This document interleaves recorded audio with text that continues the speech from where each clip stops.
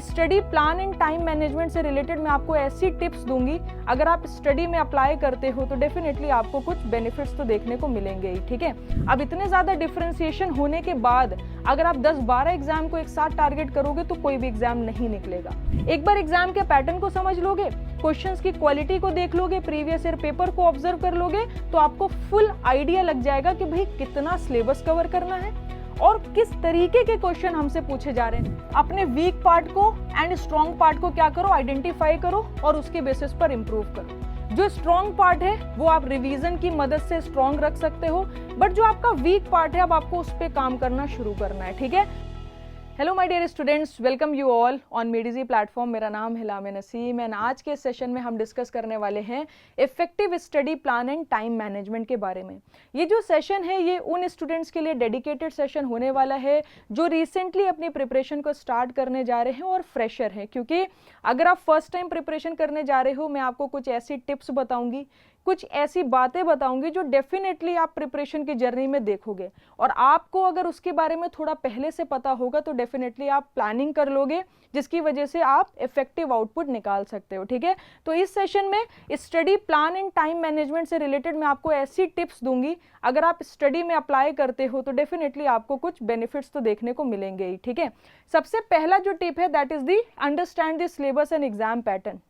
अगर आप किसी भी ए और जे एग्जाम की प्रिपरेशन कर रहे हो तो आप कोशिश करो कि सबसे पहले कोई एक एग्जाम को टारगेट कर लो, क्योंकि अगर आप सारे एग्जाम्स को देखोगे तो सारे एग्जाम में थोड़ा थोड़ा आपको डिफरेंशिएशन देखने को मिलेगा और वहीं पर अगर आप स्टेट लेवल पर चले जाओगे तो स्टेट लेवल में भी आपको थोड़ा ज़्यादा डिफरेंशिएशन देखने को मिलने वाला है।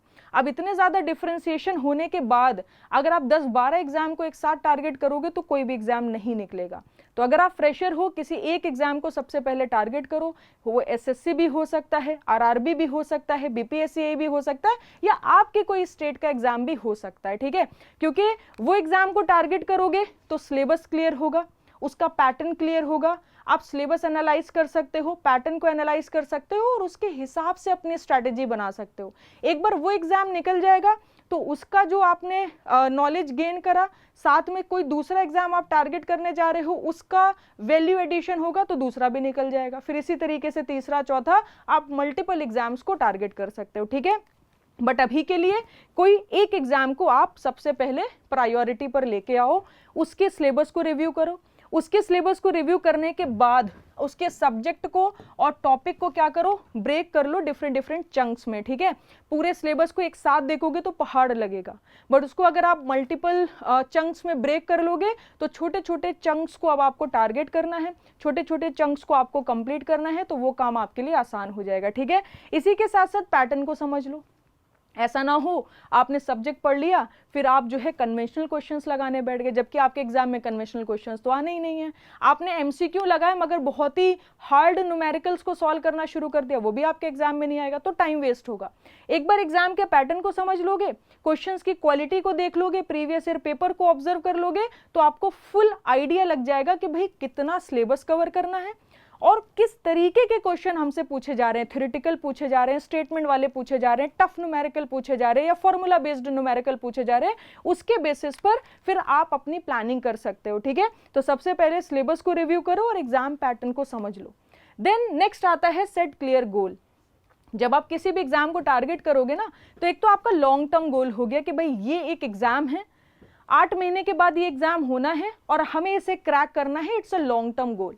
मगर वो लॉन्ग टर्म गोल सोच के वो गोल आपका बेसिकली कंप्लीट नहीं होने वाला। वो गोल कैसे कंप्लीट होगा, शॉर्ट टर्म गोल से। जब आप शॉर्ट टर्म गोल्स बनाओगे तब आप लॉन्ग टर्म गोल को कवर कर पाओगे। सपोज कर लो कोई 50 किलोमीटर किसी को पैदल चलना है तो एक साथ पैदल थोड़ी ना चलेगा 50 किलोमीटर, 5 किलोमीटर चलेगा, एक यात्रा तय करेगा 5 किलोमीटर की, फिर आराम करेगा, ब्रेक लेगा, फिर 5 किलोमीटर की एक यात्रा तय करेगा, ऐसे 5-5 करके एक दिन ऐसा होगा वो 50 किलोमीटर की यात्रा तय कर लेगा। तो कॉम्पिटिटिव एग्जाम भी ऐसा है, ठीक है, आपका एग्जाम का जो टारगेट है that is your long term goal, मगर उसको अचीव करने के लिए आपको शॉर्ट टर्म गोल्स को बनाना पड़ेगा। ठीक है, तो आपको क्या करना है, प्रिपरेशन को वीक में और मंथ में ब्रेक कर लेना है। आपने सिलेबस समझ लिया, आपने सब्जेक्ट को डिवाइड कर लिया, ठीक है ना। लॉन्ग टर्म गोल में आपने देख लिया भाई highly weightage, medium weightage subjects कौन कौन से हैं, कौन से ऐसे सब्जेक्ट हैं जिनको सबसे पहले पढ़ ही लेना चाहिए वरना बाकी सब्जेक्ट नहीं समझ आएंगे। इस तरीके से आपने ब्रेक करके वीक में और मंथ्स में चीज़ों को ब्रेक करना शुरू कर दिया। एंड आई विल सजेस्ट कि 3 महीने के 6 महीने के गोल्स मत बनाइए, आप एक वीक का गोल बनाइए कि इस वीक में हमें ये सब्जेक्ट पढ़ना है और ये 2 प्रैक्टिस सेट लगाने हैं। तो आपके लिए चीज़ें काफ़ी आसान हो जाएंगी और हर वीक का जो रिव्यू होगा, जो परफॉर्मेंस होंगी, उसके बेसिस पर आप नेक्स्ट वीक को प्लान करने वाले हो। ठीक है, तो बहुत लंबा प्लान बना लोगे तो आपको इफेक्टिव आउटपुट देखने को नहीं मिलेगा। इट्स माई पर्सनल सजेशन कि आप वीकली प्लान को बनाएं, ठीक है, और उसके हिसाब से स्पेसिफिक सब्जेक्ट्स को कंप्लीट करना शुरू कर दें। Next is the assess your strength and weakness, बहुत ही इंपॉर्टेंट है। Self assessment plays a very important role. Self assessment क्या कहता है, अपने वीक पार्ट को एंड स्ट्रॉन्ग पार्ट को क्या करो, आइडेंटिफाई करो और उसके बेसिस पर इंप्रूव करो। जो स्ट्रॉन्ग पार्ट है वो आप रिवीजन की मदद से स्ट्रॉन्ग रख सकते हो, बट जो आपका वीक पार्ट है अब आपको उस पर काम करना शुरू करना है। ठीक है, तो आपको करना क्या है, allocate more time to weaker subject. जो आपका वीक पोर्शन है उसको आपको क्या करना है, ज्यादा टाइम देना है। ज्यादा टाइम देने का मतलब ये नहीं ज्यादा देर तक किताब लेके बैठे रहना है, उसका ज्यादा रिवीजन करना है, उसकी ज्यादा प्रैक्टिस करनी है, उसके ज्यादा टेस्ट देने, तो वो अपने आप ही स्ट्रॉन्ग पार्ट में कन्वर्ट होना शुरू हो जाएगा। ठीक है, while maintaining revision of strong area. Strong area का आप रिवीजन करते रहिए, सारी चीजें आपकी धीमे धीमे एक टाइम ऐसा आ जाएगा कि आपका जो वीकर पोर्शन था वो भी स्ट्रॉन्गर पोर्शन में कन्वर्ट हो जाएगा, और जो स्ट्रॉन्गर था वो तो स्ट्रॉन्ग पहले से ही था, तो उसमें आप और अच्छा परफॉर्म कर पाओगे। ठीक है, तो सब्जेक्ट को प्रायोरिटाइज करो। ठीक है, priority plays a very important role. And self assessment, ये बहुत इंपॉर्टेंट बात भी है और बहुत डिफिकल्ट बात भी है, क्योंकि अपनी गलतियां कोई नहीं देखना चाहता। आप किसी से झगड़ा भी कर लो तो वो कहेगा तुम्हारी गलती है इसलिए झगड़ा हो रहा, मेरी तो कोई गलती नहीं थी। ठीक है, तो अपनी कमियों को ढूंढना अपने आप में एक बहुत बड़ी बात हो जाती है, बट अगर आप अपनी कमियों को देख पा रहे हो, ढूंढ पा रहे हो, देन डेफिनेटली आप उसको इंप्रूव भी कर पाओगे और एक बहुत ही बेहतर वर्जन बहुत ही कम टाइम में आप लेके आओगे अपना खुद का। ठीक है, तो ये चीज आपको थोड़ी सी ध्यान रखनी है। Then create a study schedule, very important. Flow में मत चलो, हर चीज का एक अपना टाइम होता है, हर चीज का अपना एक स्केड्यूल होता है, उसको आपको मेंटेन करना ही करना है। ठीक है, तो आप वीकली प्लान बनाइए, अपने स्टडी आवर्स को फिक्स करिए। ठीक है, कि हर दिन आपको कितना पढ़ना है, वीक में आपको कितना क्या पढ़ना है, ये सारी चीजें आपकी फिक्स होनी चाहिए। फिर time plays a very important role in a competitive exam, तो एलोकेशन जो है टाइम का वो भी बहुत इंपॉर्टेंट रोल प्ले करता है। जो भी आपके सब्जेक्ट हैं इंपॉर्टेंट वाले, उसको आपने प्रायोरिटी दे दी और उसके बेसिस पर आपने टाइम को भी क्या करा, एलोकेट कर दिया। जो बहुत इंपॉर्टेंट सब्जेक्ट है, बड़ा सब्जेक्ट है, उसको ज्यादा टाइम देना है। जो छोटा सब्जेक्ट है जिससे बहुत ही कम क्वेश्चन आते हैं उसको कम टाइम देना है। जो एकदम ही लो वेटेज है उसको सबसे लास्ट में उठा के फेंक देना है। ठीक है, तो इस तरह की चीजें आपको करनी पड़ेंगी ताकि आप एक अच्छी एफिशिएंसी भी मेंटेन कर पाओ और एक अच्छा रिजल्ट भी लेके आ पाओ। ठीक है, देन इंक्लूड ब्रेक। अब बच्चों को लगता है कि भाई हम ब्रेक नहीं लेंगे तो हम ज्यादा देर तक पढ़ पाएंगे, ज्यादा देर तक पढ़ पाएंगे तो ज्यादा चीजें कवर हो जाएंगे और हम ज्यादा नंबर भी ले आएंगे। ऐसा बिल्कुल भी नहीं है। अगर कोई मशीन को आप कंटिन्यूअसली चलाते रहोगे तो धीमे धीमे धीमे धीमे वो हीट करने लगेगी और इतना ज्यादा हीट कर जाएगी कि एक टाइम ऐसा आएगा कि उसकी वायरिंग बर्न होने लगेगी। ठीक है, इसी तरीके से आपका ब्रेन है, अगर आप बिना ब्रेक के पढ़ते जाओगे तो थोड़ी ही देर के बाद आप एग्जॉस्ट हो जाओगे, और जैसे ही आप एग्जॉस्ट होगे तो आपको कुछ भी समझ नहीं आने वाला। आप टॉपिक पढ़ भी रहे होगे, आपके दिमाग में नहीं जाएगा, फिर आपको फ्रस्ट्रेशन होगा। तो करना क्या है, प्रॉपर ब्रेक्स को फॉलो करना। आपने 2 घंटा पढ़ लिया, आधे घंटे का ब्रेक, या फिर 25 मिनट पढ़ा, 5 मिनट का ब्रेक, 1 घंटा पढ़ा, 10 मिनट का ब्रेक, ऐसे प्रॉपर ब्रेक स्लॉट्स को, ताकि आप रिफ्रेश होते जाओ बार बार। ठीक है ना, मोबाइल चलाया 1 घंटा, फिर सारी एप्लीकेशन को बंद करके रिफ्रेश कर दिया, रिस्टार्ट कर दिया, फिर से चलाया तो फिर अच्छा चलता है। इसी तरीके से आपका ब्रेन भी है। ठीक है, रिफ्रेश करते जाओगे, ब्रेक देते जाओगे, बार बार पढ़ते जाओगे तो फिर आपको बढ़िया आउटपुट देखने को मिलेगा। ठीक है, then utilize effective study techniques, ये काफी इंपॉर्टेंट है। एक्टिव लर्निंग, ठीक है, अपने माइंड को जो है ना प्रॉपर तरीके से इंगेज करो। आपने क्लास कंप्लीट कर ली, A4 शीट पर लेके नोट्स बनाओ।